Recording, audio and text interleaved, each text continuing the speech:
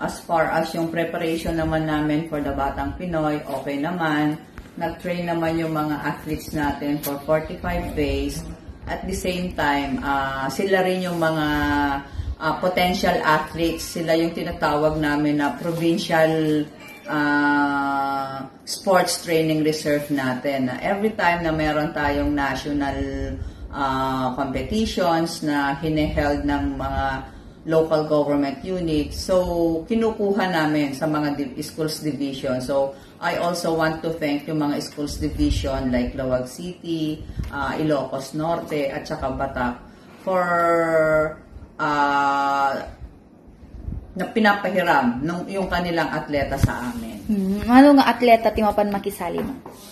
May 49 yung papunta sa sa Jensan, tapos 11 yung papunta sa Manila. Yung gymnastic kasi sa Manila gaganapin. And all other sports sa Jensan. Okay. Ma'am, pumunta pa yata tayo kay Governor Cecilia. Ano naman yung binigay na tulong ng Provincial Government of Ilocos Norte for this Batang Pinoy, ma'am? Itong for the whole Batang Pinoy, in-approve ni Gov. Cecil yung budget namin.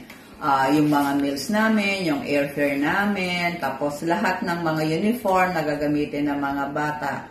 Aside doon sa binigyan niya kami ng extra nung siya sa amin, nag-send off siya sa amin, binigyan niya ng traveling allowances yung mga bata.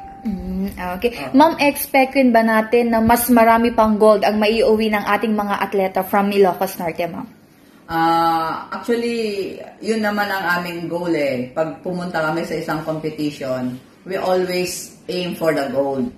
So, ang namin dyan ngayon, we just trust na yung mga coaches natin, trinain nila ng maayos yung ating mga bata, and I think ang importante dyan is aside from the medals, sana they will play safe. Yes. Speaking of playing safe, ma'am, may mga medics rin po ba tayong kasama? Meron tayong kasama, isa sa DepEd at saka dalawa sa nagaling sa probinsya.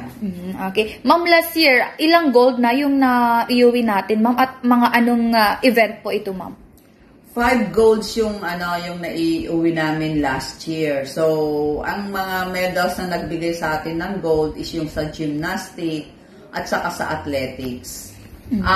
Penchat silat at saka sa wrestling. Para sa mga parents na nagtitiwala doon sa mga anak nila sa amin, maraming salamat.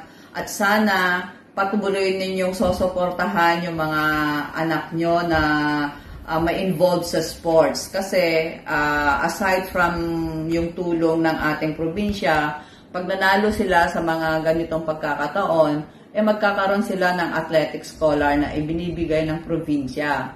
At saka isa pa, meron sila mga medical assistance in case na may mga nararamdaman yung mga anak ninyo na related sa kanilang mga pagtre-training, pwede kayong lumapit sa province.